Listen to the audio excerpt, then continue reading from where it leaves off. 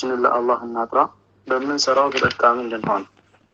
ባለፈው ደርሳችን አባታችን አደም እንዴት ተፈጠሩ፣ ሐዋእስ እንዴት ተፈጠሩ፣ የአደምና የሐዋ ተክለ ቁመና ምን ይመስል ነበረ፣ ገጽታቸውስ ምን ይመስል ነበር፣ የአደም ቁመት ምን ያክል ነው፣ የሐዋእስ በሳቸው አንጻር እንዴት ይታያል የሚለውን እንዲሁም አደም የመጀመሪያው ነብይና ረሱልም መሆናቸውን አይተን ነበር።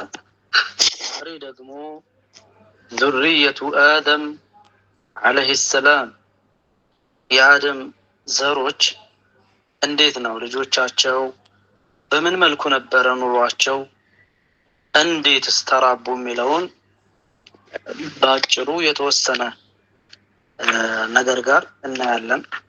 ቢያንስ ይህንንና የሺስን ታሪክ ለዛሬ ለማየት እንሞክራለን። ጊዜው ከበቃን ከኢድሪስ ታሪክን የተወሰነ ጭማሪ እንጨምራለን።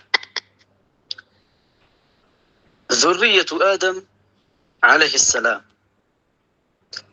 نزل الملك جبريل عليه السلام بالوحي على سيدنا آدم عليه السلام. جبريل ملائكة የነብይነት ማዕረግን ይዞ ወደ አባታችን آدم ورد فصار سيدنا آدم نبيا يدعو إلى الإسلام. آدمم ወደ እስልምና ጥሪ የሚያደርጉ ነብይ ሆኑ። وعاش آدم 1000 سنة ثم مات. አባታችን آدم 1000 ዓመት ኑረው ሞቱ። በጀነት ውስጥ ወደ 130 ዓመትና በምድር ደግሞ 1000 የሞሉበትን ማለትም ወደ 870 ዓመት ገደማ በምድር ላይ ኑረዋል። በጀነት ውስጥ 130 ዓመት ኑረዋል። በጥቅሉ አባታችን አደም የኖሩት የእድሜ መጠን 1000 ዓመት ነበር። ثم لما مات بقيت ذريته على الإسلام. አባታችን አደም ከሞቱ በኋላ ልጆቻቸው በእስልምና ላይ ነበረ ጸንተው የነበረው። وما كانوا يعبدون إلا الله تعالى. ከአላህ ውጭም ምንንም አያመልኩም ነበረ። ما كانوا يعبدون شمسا. ፀሐይን አያመልኩም ነበረ። ولا قمرا. ጨረቃንም አያመልኩም ነበረ። ولا شيئا غير الله تعالى. ከአላህ ውጭ ምንንም ነገር አያመልኩም ነበር። ሁሎችም አላህን ብቻ ነበር ያመልኩ የነበረው። ያኔ በሰዎች መካከል ኩፍር የሚባል አይታወቅም ነበረ። አንድም ካፊር የለም ነበረ። وبقوا على ذلك 1000 سنة أخرى لم يكن فيهم شرك ولا كفر. የአደም ዘሮች አደም ከሞቱ በኋላ ለ1000 ዓመታት በእስልምና ላይ በመካከላቸው ምንም ኩፍር ሳይኖር መኖር ችለው ነበረ። አደም ካለፉ በኋላ አላሁ ተዓላ ሌላ ነብይን ላከ። እስሙሁ ሺስ የሚባልን ነብይ ላከ ለህዝቦች። ሰይዱና ሺሱን عليه السلام. ሰይዱና አደም عليه السلام عاش على الإسلام. አባታችን አደም በእስልምና ኖሩ። وكذلك حواء عاشت على الإسلام. እንዲሁም እናታችን ሐዋእም በእስልምና ላይ ኖሩ። كان يعبدان الله تعالى ولا يعبدان غيره. አላህን ብቻ ያመልኩ ነበር። ከአላህ ውጭ ምንንም አያመልክም ነበረ። وأولادهم عاشوا على الإسلام. ልጆቻቸውም በእስልምና ላይ ይኖሩ ነበረ። وبعدما مات آدم. አደም ካለፉ በኋላ بعث الله نبيا من أولاد آدم اسمه شيث. الله تعالى كآدم ልጆች መካከል ሺስ የሚባለውን ነብይ አድርጎ ላከው። فعاش البشر على الإسلام.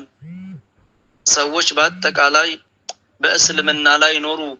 بعد آدم طيلة حياة شيث. ሺስ በህይወት እስካሉ ድረስ ምንም አይነት ኩፍር ሳይኖር ሁሉም በእስልምና ላይ ጸንተው ኖሩ። وبعد أن مات شيث ጃአ ነቢዩን አኸሩ ሺህ ካለፉ በኋላ ሌላ ነቢይ መጣ። ነዘለ ዐለይህ ልወሕዩ ወሕይ በነቢይነት ወረደለት። ዩሰማ ኢድሪሳ ይህም ነቢይ ሶስተኛው ነቢይ ኢድሪስ ይባል ነበረ።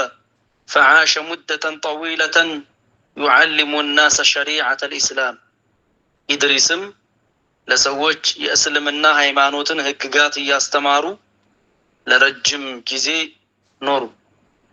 ወንድሞቼ እህቶቼ፣ ከዚህ እዩ እዚህ የምንገነዘበው ነገር ኖረ፣ ከዚያስ ሞተ፣ ተተካ። የሆነ ሰው ኖረ፣ ከዚያ ሌላ ይተካዋል።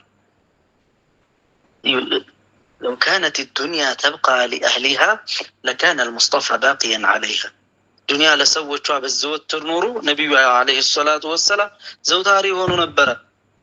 ሙስጠፋ ዐለይሂ ሰላቱ ወሰላም ነገር ግን እሳቸው አልዘወተሩ። ወለልአኺረቱ ኸይሩን ለከ ሚነል ኡላ አላሁ ተዓላ በቁርአን እንዲህ ነው ያላቸው።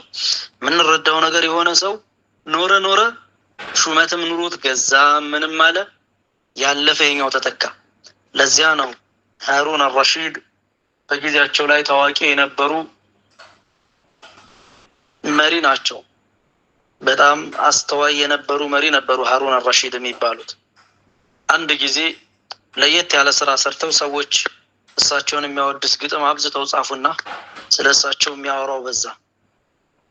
ከዚያ ሰዎች በግጥም ሲያወድሷቸው አንድ ከላይ ሲያዩት የእብድ ዚህ ያለው ከላይ መንዘሩ ሁኔታው ሲታይ እብድ የሚመስል ነገር ግን ካነ አዕቀለል መጃኒን አስተዋይ እብድ መስሎ አስተዋይ የሆነ ሰው ነበረ።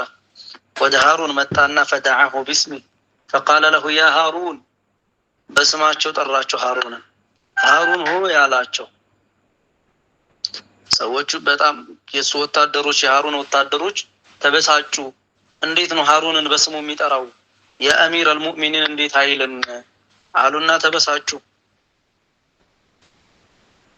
ዘወር አለ ያ ሰው እየመልሱ ያ ሃሩን አገዲብተ ሊአነኒ ናደይቱከ ቢስሚክ ወአና ኡናዲ ማሊከ አልሙሉክ ቢስሚሂ ወላ የግضብ ሃሩን ሆይ በስምህ ስለጠራሁ ተበሳጨህ እንዴ?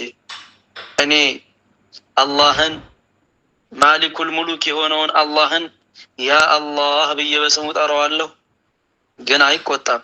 አንተ በስሜ ጠራኝ ብለህ ተቆጣህ እንዴ አላቸው። ሰው ወታደሮቹ ሊመቱትም ከጀሉ። ሃሩን ግን ምን አሉ?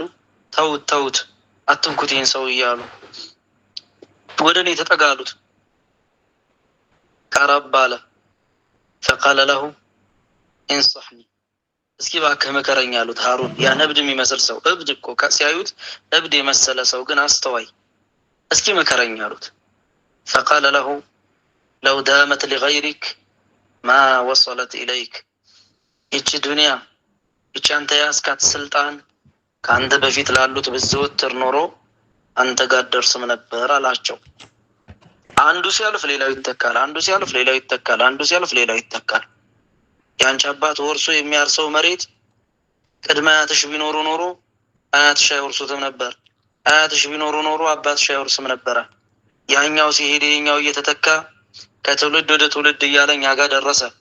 አደም ሲያልፉ ሺህ ተተኩ፣ ሺህ ሲያልፉ ኢድሪስ ተተኩ።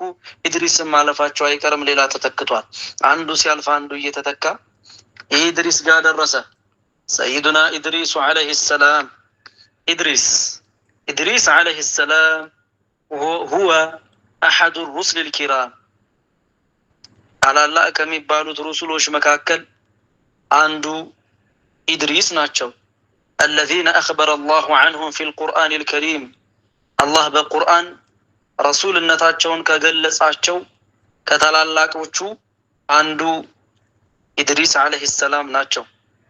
قال تعالى اللهم እንዲህ ይላል واذكر في كتاب إدريس إنه كان صديقا نبيا ورفعناه مكانا عليا واذكر في الكتاب إدريس إنه كان صديقا نبيا إدريس كان صديقا نبيا ምንም ውሸት ተናግሮ የማያውቅና ነቢይ ነው ይላል ነበረ ይለናል አላሁ ሱብሓነሁ ወተዓላ።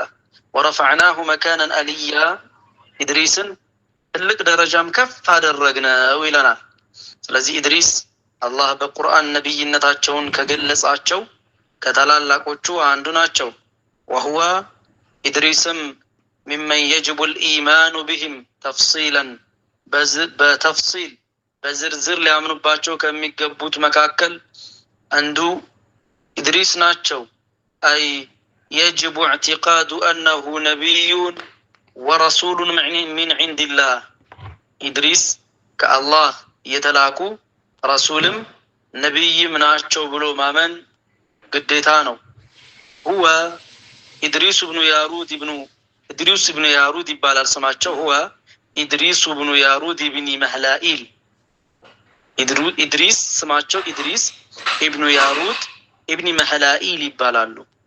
ወየንተሂ ነሰብሁ ኢላ ሺፍ ብኒ አደም የዘር ሀረጋቸውም የንተሂ ኢላ ሺፍ ብኒ አደም ዓለይሂ ሰላም ወደ ሺፍ ወደ አደም ልጅ ሺፍ ማለትም ወደ ሁለተኛው ከአደም ቀጥሎ የተላከው ነቢይ ወደ እሱ ይመለሳል የዘር ሀረጋቸው። ወህወ ኢድሪስም ሚን አጅዳድ ኑሕን ዓለይሂ ሰላም ከኑሕ አያቶች አንዱ ናቸው ኢድሪስ ዓለይሂ ሰላም። አላሁ ሱብሓነህ አንዱ ሲሄድ አንዱን እየተካ አሁን ኢድሪስ ላይ ደርሰናል እያወራን። ሲረቱ ኢድሪስ ዓለይሂ ሰላም የኢድሪስ ታሪክ ምን ይመስል ነበር ባጭሩ? ሰይዱና ኢድሪስ ወሳሊሱ ልአንቢያኢ ባዕደ አደመ ወሺፍን ዓለይሂም ሰላም ኢድሪስ ከአደምና ከሺፍ ቀጥሎ ሶስተኛው ነቢይ ናቸው። ወህወ አወሉ መን ኸጠ ቢልቀለም የመጀመሪያ በቀለም የጻፉት ኢድሪስ ናቸው። ወኡንዚለ ዓለይህ 30 ሰሒፋ 30 ሰሒፋዎችም ወርደውላቸዋል። ውሊደ ቢባቢላ ባቢል በምትባል ሀገር ነው የተወለዱት ኢድሪስ። ይችም ባቢል የምትባለው ሀገር ምን ነዋሒል ዒራቅ ዒራቅ ውስጥ ከሚገኙ ሀገራቶች መካከል ዒራቅ ውስጥ ከሚገኙ ቦታዎች መካከል ባቢል የምትባል ሀገር አለች። እሷ ውስጥ ነው የተወለዱት ኢድሪስ ዓለይሂ ሰላም። ወቀድ አኸዘ ፊ አወሊ ዑምሪሂ ቢዕልሚ ሺፍ ብኒ አደም መጀመሪያው ዕድሜያቸው ላይ የሺፍን እውቀት ሸምተው ነበረ ኢድሪስ ዓለይሂ ሰላም። የፊቱ ከኋላ የሚመጣው ከፊት ያለው ጋር አብሮ የሚሄድበት አጋጣሚ አለ። ሺፍ ከኢድሪስ በፊት ናቸው። ከሺፍ እውቀት ገና ልጅ እያሉ ተምረው ነበር። ፊ አወሊ ዑምሪህ ተምረው ነበረ ኢድሪስ ዓለይሂ ሰላም። ወለማ ከቢራ እድሜያቸው በደረሰ ጊዜ ባደጉ ጊዜ አታሁ ላሁ ንቡዋ የነቢይነት ማዕረግ አላሁ ስብሓነሁ ወተዓላ ሰጣቸው። የነቢይነት ማዕረግን አላበሳቸውና ፈሳረ ነቢያ ነቢይ ሆኑ። ወካነ ናሱ ፊ ሐያቲሂ ዐለ ልኢስላም ወለም የኩን ፊህም ሽርክ ሰዎች በአጠቃላይ ሙስሊሞች ነበሩ ኢድሪስ በህይወት እስካሉ ድረስ። በመካከላቸው ምንም ኩፍር አልነበረም። አደም ሙስሊም ነበሩ፣ ልጆቻቸው ሙስሊም ነበሩ። ሺፍ ተላኩ ሙስሊሞችን ሊያስተምሩ፣ በዚያው ላይ እንዲጸኑ ሊያስተምሩ። ሺፍ ሲያልፉ ሁሉም ሙስሊም ነበረ። ኢድሪስ መጡ። ኢድሪስ እስከሚያልፉ ድረስ በሰዎች መካከል ኩፍር የሚባል ነገር የለም ነበር። ሁሎችም ሙስሊሞች ነበሩ በአጠቃላይ የሰው ልጆች። ኢድሪስ ባቢል ነበሩ ብለናል። ነገር ግን ባቢልን በመተው ወደ ሚስር አቅንተው ነበረ።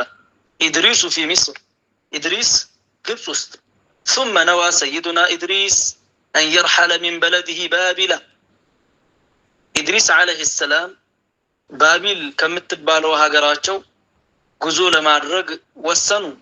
فخرج معه قوم من المسلمين አብረዋቸውም ሙስሊሞች ሄዱ። አብረዋቸው ሂጅራ አደረጉ። ባቢልን በመልቀቅ ወደ ሚስር ጉዞ አደረጉ።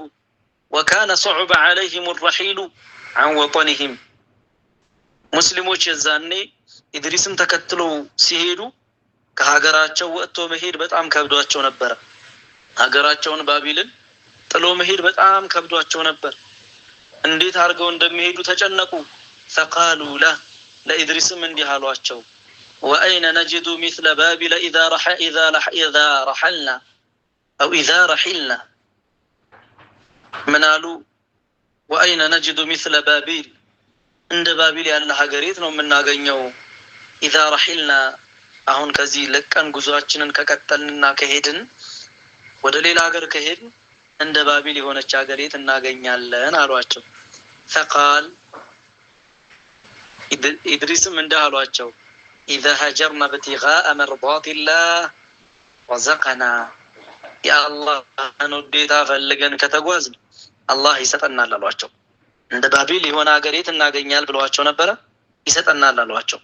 ነቢዩና ሙሐመድ ዓለይሂ ሰላቱ ወሰላም ለማ ሀጀረ ሚን መካ ኢለል መዲና፣ ከመካ ወደ መዲና በተጓዙ ጊዜ በጣም ኑሮ ከብዷቸው ነበረ።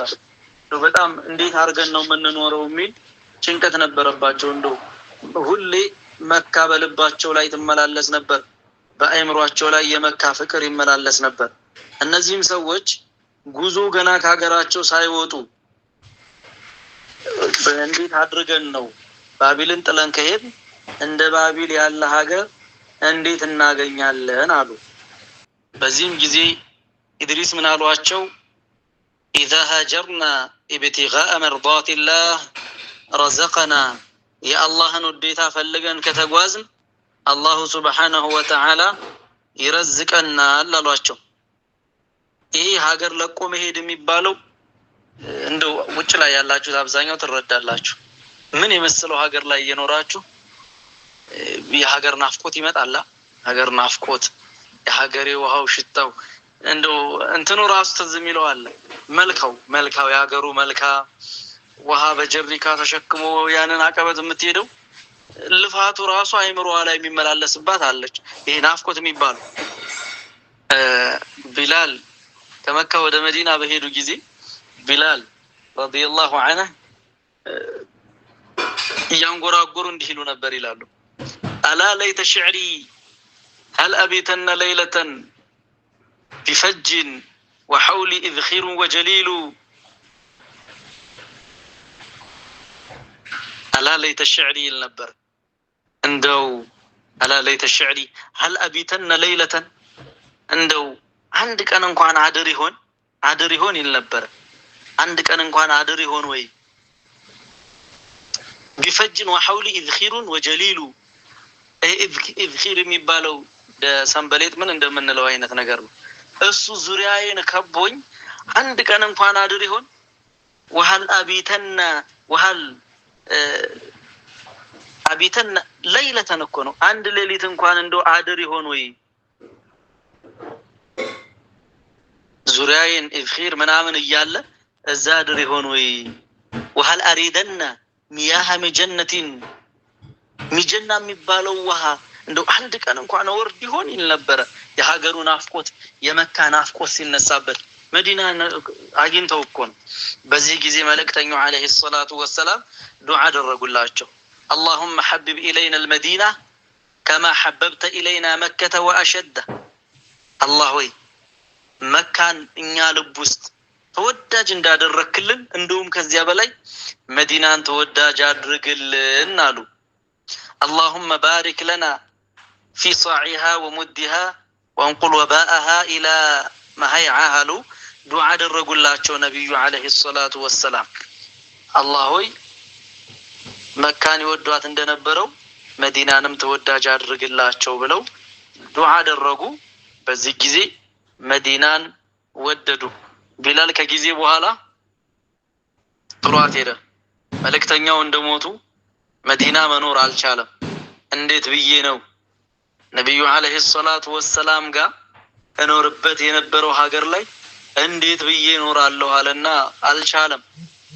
ወረሐለ ኢለ ሻም፣ መዲናን ትቶ ወደ ሻም ሄደ። እስከዚያ ጊዜ ግን በናፍቆት ነበር የሚኖረው።